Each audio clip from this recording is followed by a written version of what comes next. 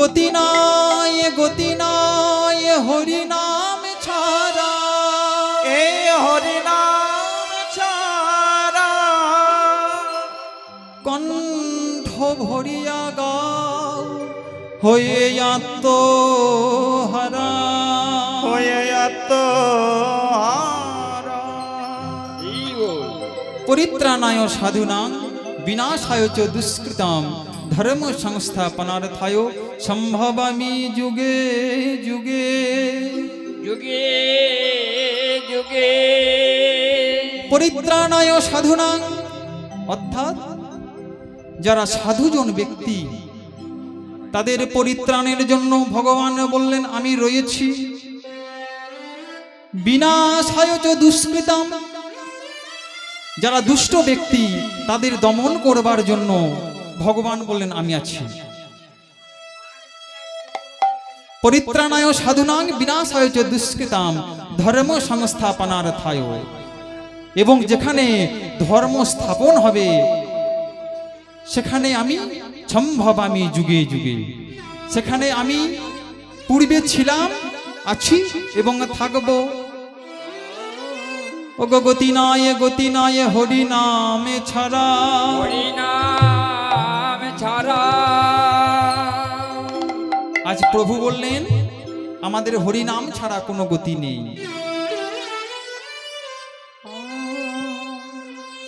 সত্য ত্রেতা দাপর কলি, এই যে চারটে যুগ রয়েছে তার মধ্যে সত্য ত্রেতা এবং দাপর যুগে ভগবানকে পাওয়ার জন্য অনেক পরিশ্রম কষ্ট করতে হতো, কিন্তু কই কলিযুগে মহাপ্রভু আমার শচীগর্ভ সিন্ধু মাঝে অবতীর্ণ হয়ে অবতীর্ণ হয়ে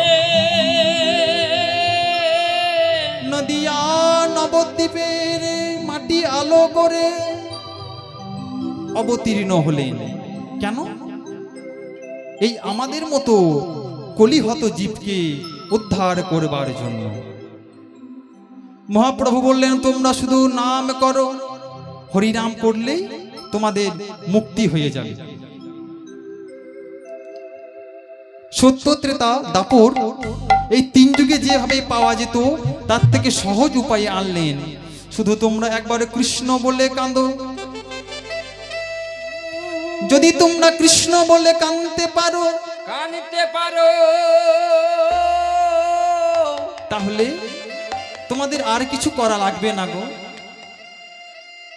শুধু একবার গৌর বলে একবার কৃষ্ণ বলে কাঁদো। ওগো আমি এই ভজন যোগ্য দেহ পেয়ে না করিলাম ভজন, না করিলাম সাধন,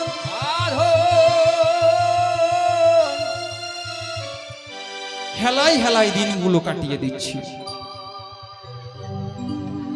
কিন্তু আর জানি না এমন জন্ম পাবো কিনা, কৃষ্ণ কথা বলবার সুযোগ পাবো কিনা তাও জানি না।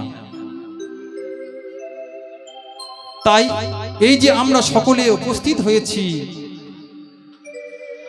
হরিনাম গুণ কীর্তন শোনার জন্য, করবার জন্য, তা এই যে আসরটিতে আমরা বসে আছি, এই আসরটিতে আসা বাবা মুখের কথা নয়।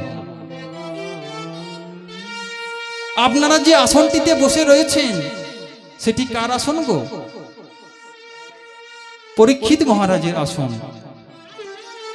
আর আমি যে আসনটিতে দাঁড়িয়ে রয়েছি সেটি হচ্ছে সুখদেব গোস্বামীর আসন। কিন্তু আমি তো সুখদেব গোস্বামী নই, তাহলে আপনাদের সুখ দেব কেমন করে? না জানি এমন জনম পাবো কিনা, এই ভজন যোগ্য দেহ পেয়ে না করিলাম ভজন, না করিলাম সাধন। তাজে ওগো গৌরে হরি, আমি তোমায় মিনতি জানিয়ে রাখি, এমন সময় আর পাবো কিনা। ওগো গৌরে হরি, আমাদের এমন দিন তো প্রত্যেক দিন হবে না গো। আমরা আমাদের নিজের ইচ্ছা মতো যা খুশি তাই করতে পারবো না। আজ আমাদের ইন্দ্রিয় সকল অনুকূলে আছে, আমরা যা খুশি তাই করতে পারছি, কিন্তু আমাদের যেদিন সেই শেষের সময় আসবে, শেষের সময় অর্থাৎ যখন বৃদ্ধ বয়স হবে, তখন হয়তো এক জায়গা থেকে আরেক জায়গা যেতে পারবো না, হয়তো কৃষ্ণ নাম কানে শ্রবণ করতে পারবো না, কৃষ্ণ বদন নয়নে দেখতে পাবো না, আর কৃষ্ণ কথা হয়তো বদনে বলতেও পারবো না। বয়স হলে কত রকম কি হয়। যদি ধরুন আমার প্যারালাইসিস হয়ে যায়, আমি বদনে কথা বলতে পারবো না, এক জায়গা থেকে অন্য জায়গা যেতে পারবো না। তাই আজ যখন আমি সুস্থ রয়েছি, ও গো গৌরে হরি তোমার চরণে আমি মিনতি জানিয়ে গেলাম, জানিয়ে রাখলাম ও গো প্রভু গো, আমার যখন শেষের দিন আসবে, তুমি আমার সকল কিছু কেড়ে নাও। আমি এক জায়গা থেকে অন্য জায়গা যেতে পারি বা না পারি তাতেও কোনো দুঃখ নাই, আমি চোখে দেখতে পাই বা না পাই তাতেও কোনো দুঃখ নাই। ও গো গৌর হরি, তুমি আমার একটা জিনিস ভালো রেখো, তুমি আমার সকল কিছু কেড়ে নাও, কিন্তু একটা জিনিস ভালো রেখো, কি জানো? কি ভালো লাগবে জানো প্রভু দয়াময়? তুমি আমার বদনে কমল,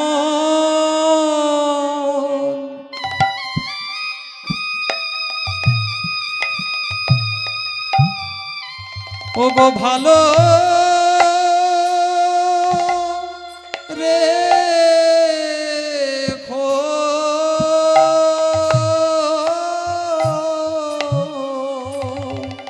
আমারে বদন কমল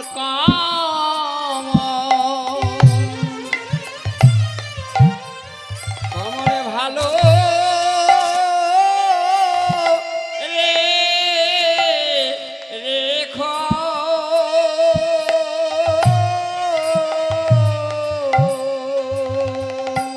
আমার বদন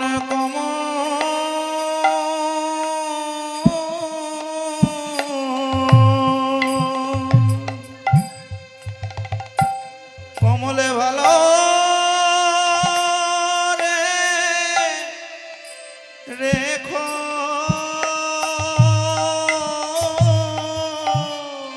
ও গো গৌরে হরি, তোমায় আমি এই মিনতি জানিয়ে রাখি, জানিয়ে রাখি তুমি আমার বদনে কমল,